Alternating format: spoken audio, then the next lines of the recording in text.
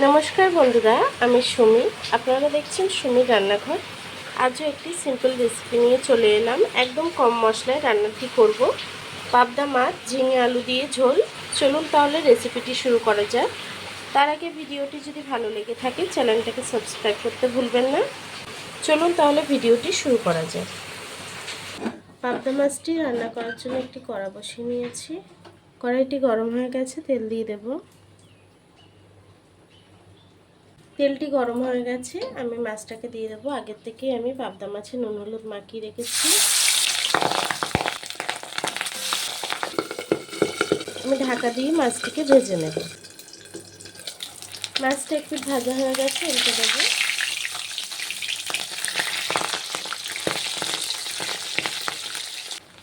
মাছটি ভাজা হয়ে গেছে, তুলে নেব। বাকি মাছটিকেও একইভাবে ভেজে নেব।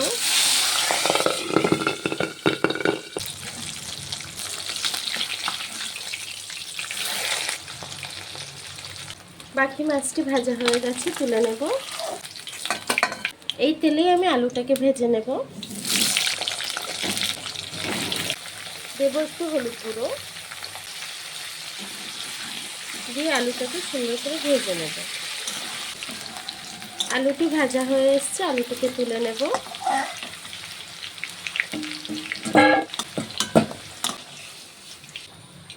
এই আলু ভাজা তেলের মধ্যেই দিয়ে দেবো একটু কালো জিরে ফোড়ন। এখন দিয়ে দেবো আদা আর জিরে বাটা। বাটা বেটে নিয়েছি, দিয়ে দিলাম। আদা আর জিরে বাটাটাকে দিয়ে একটু নেড়ে ছেড়ে আমি গুঁড়ো মশলাটা দিয়ে দেবো। দিয়ে দেবো হলুদ গুঁড়ো 1.5 চা চামচ। দেবো স্বাদ মতো নুন।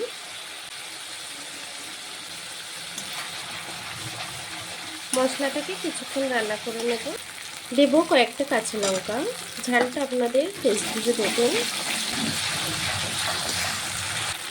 এখন কেটে রাখা ঝিঙেটা দিয়ে দেব। আমি ঝিঙেটাকে লম্বা লম্বা করে 2 ফালি করে নিয়েছি। ঝিঙেটাকে দিয়ে আমি কিছুক্ষণ রান্না করে নেব মশলার সাথে, যতক্ষণ ঝিঙেটা একটু নরম না হয়ে আসছে।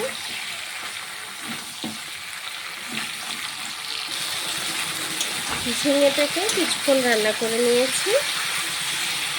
এখন দিয়ে দেবো ছোট ছোট 4টে টমেটো কুচি। টমেটোটাকে দিয়েও কিছুক্ষণ রান্না করে নেব।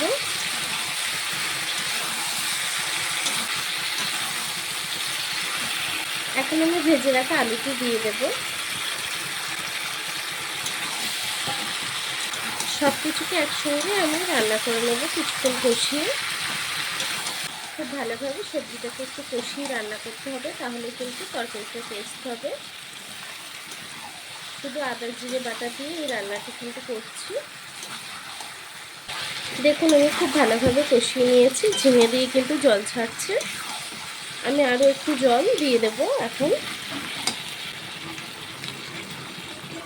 পাতলা মাছের ঝোল রান্না করছি, তার জন্য জলটা একটু বেশি লাগবে। আমি একটু বেশি জল দিচ্ছি। আপনারা যতটা ঝোল রাখবেন সেই অনুযায়ী জলটা অ্যাড করবেন। জলটা দিয়ে দিয়েছি, একটু তরকারিটা নেড়ে ছেড়ে দেব। এখন তরকারিটিকে আমি রান্না করে নেব।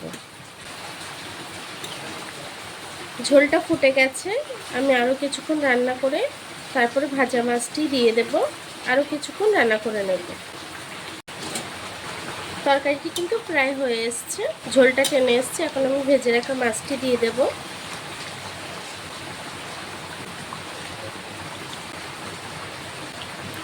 মাছটিকে দিয়ে ঝোলের তেলে একটু ডিপ করে দেবো, এতে তেল মশলাটা ভালোভাবে চলে যাবে মাছের মধ্যে, খেতেও ভালো লাগবে। আমি আরও 1-2 মিনিট তরকারিটিকে রান্না করে নেব। ওপর থেকে একটু ধনেপাতা দিয়ে দেবো, এতে খেতে ভালো লাগবে। মাছের ঝোল কিন্তু ধনেপাতা দিলে ভালো লাগবে।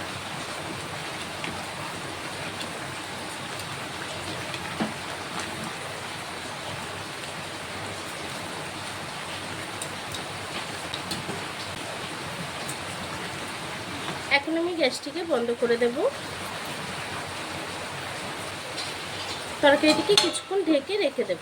এতে ধনেপাতা দিয়েছি, গন্ধটাও সুন্দর আসবে। এখন তরকারিটিকে নামিয়ে নেব।